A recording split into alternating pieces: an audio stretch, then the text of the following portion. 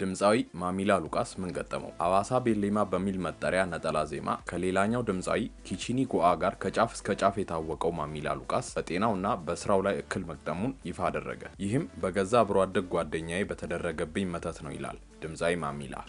ቤቴስ የማይደረግ መተት የማይደረግ ክፉ ነገር የለም። ለቀረጻ በሄድኩበት እግሬ የተሰበረበትና ከስራ የተስተጓጎልኩበት ምክንያት ይህ መተት ነው ይላል ማሚላ። ከእግሬ ስብራት በኋላ ነው ነገራችን የነቃውት። በፊት ግን ያሁሉ ሲደረግብኝ ምናምን ነገር አላውቅም ነበር።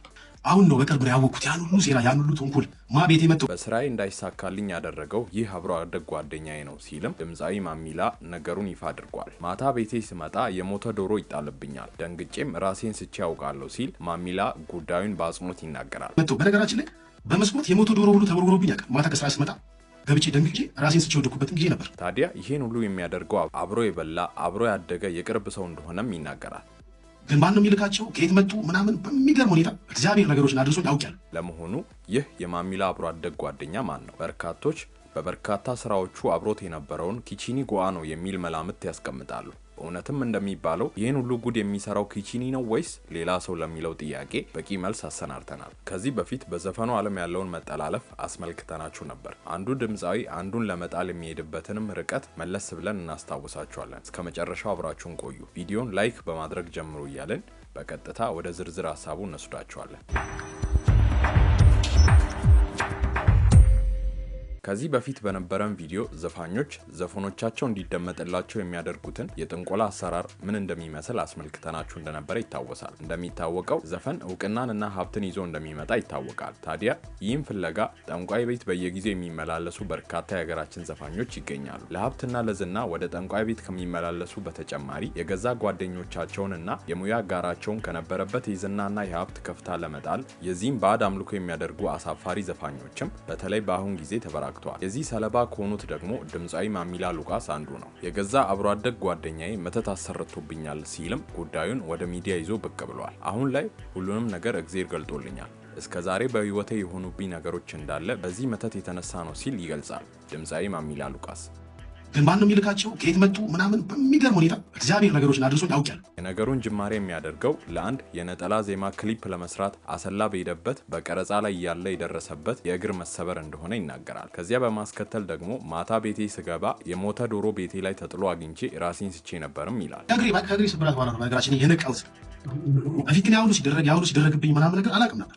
አሁን ነው በቅርብ ያወቅኩት ያን ሁሉ ሴራ ያን ሁሉ ተንኮል ቤቴ መጥቶ በነገራችን ላይ በመስኮት የሞተ ዶሮ ሁሉ ተወርውሮብኝ ያውቃል። ማታ ከስራ ስመጣ ገብቼ ደንግጬ ራሴን ስቼ ወደኩበትም ጊዜ ነበር። ይህን ሁሉ ታዲያ የሚያደርግብኝ የሩቅ ሰው አሊያም በማላቀው ሰው ሳይሆን አብሮኝ ያደገ ስኬቴ ያስቀናው አብሮ አደጌ ነው ይላል። እንግዲህ ይህን የሚያደርግብኝ ግለሰብ በየሆቴሉ እየዞረ የኔ ሙዚቃ እንዳይሰማ ለዲጆች እየከፈለ ያዘጋል። ጠዋት ከእንቅልፉ ሲነሳ የኔን ነገር ለማየትና ሊጥለኝ ይነሳል ሲል ይከሰዋል። ማሚላ ሉቃስ በኢትዮጵያ የዘመናዊ ሙዚቃ ዘርፍ ውስጥ የሚታወቅ ድምጻዊ የግጥምና ዜማ ደራሲ ነው። ማሚላ ሉቃስ እጅግ ተወዳጅ የሆኑ በርካታ ዘፈኖች ያሉት ሲሆን በቅርቡም እንደ ጊዜው የተሰኘ 13 ዘፈኖች ያሉት አዲስ አልበምም አውጥቷል። ታዋቂና ተወዳጅ ዘፈኖች መካከል ዋና ዋናዎቹ ያዝልኝ ቀጠሮ በሙዚቃ ህይወቱ መጀመሪያ አካባቢ እጅግ ከፍተኛ እውቅናንና በሚሊዮኖች የሚቆጠሩ እይታዎችን ያገኘበት እስካሁንም የሚወደድ ምርጥ ስራው ነው። ምርጡን ላንቺ ከታመመና ለረጅም ጊዜ በሕክምና ላይ ቆይቶ ካገገመ በኋላ የተመለሰበትና በብዙዎች ዘንድ የተወደደለት ዘፈኑ ነው። አትመለይ በ2019 ያመጣው ሌላኛው ተወዳጅ ስራው ነው። ዛጎ፣ ሴሎ፣ ኖሮ ኖሮ እና ሙሽራዬ ነሽ ኢትዮጵያ ሌሎችም ተጠቃሽ ስራዎቹ ናቸው። ታዲያ የዚህ ግለሰብ ማንነት በግልጽ ከመግለጽ የተቆጠበው ድምጻዊ ማሚላ ስሙን ሳልጠቅስ ራሱን የሚጠራጠር ካለ ራሱ ነው ሲል ይህን ምሳሌ ተጠቅሟል። ምንድነው ብር ጠፍቷል የምን 100 ብር ያለ ሰው ካለ እንግዲህ 100 ብር የሚወሰደው እሱ ነው ማለት ነው። ይሁን እንጂ ድምጻዊ ማሚላ ሉቃስ መተት አድርጎብኛል ስላለው አብሮ አደጉ ማንነት በግልጽ ባይናገርም በርካቶች የራሳቸውን መላምት እያስቀመጡ ይገኛሉ። ይሄውም ወደ ሙዚቃ ዓለሙ ከተቀላቀሉ ጀምረው አብረው የነበረውን ሌላኛውን ድምጻዊ ኪቺኒ ጎአ ሳይሆን እንዳልቀረ ይጠረጥራሉ። መላ ኢትዮጵያን ካዳረሰው ሐዋሳ ቤሌማ እስከ ወላይትኛ እንዲሁም ኦሮምኛ ስራዎቻቸው በአንድ ጊዜ በወቅቱ የሙዚቃ ኢንዱስትሪውን ተቆጣጥረውትም ነበር። በምን ምክንያት እንደሆነ ባይታወቅም ይህ የሁለቱ ዝነኞች ጥምረት ብዙም አልዘለቀም ነበር። በመሃል እክል ገጥሞት ይሁን በስምምነት ተለያይቶ በማይታወቅ ሁኔታ በየግላቸው መጓዝን መርጠዋል። ማሚላ ሉቃስ ከተናገረው ውስጥ ይህን መተት ያደረገብኝ ጓደኛዬ በየክለቡ በየሆቴሉ ለዲጆች እየከፈለ የኔን ሙዚቃ እንዳይለቀቅ ያደርግ ነበር ከሚለው ንግግሩ በመነሳት ይህ በስም ያልተጠቀሰው ግለሰብ በተመሳሳይ ሙያ ውስጥ ያለ መሆኑን ያመለክታል ሲሉ በጉዳዩ ላይ ሀሳብ የሚሰጡ ሰዎች ይናገራሉ። አርቲስት ማሚላ ሉቃስ ከራሱ አልፎ ለሌሎች የሙያ አጋሮቹ ዜማና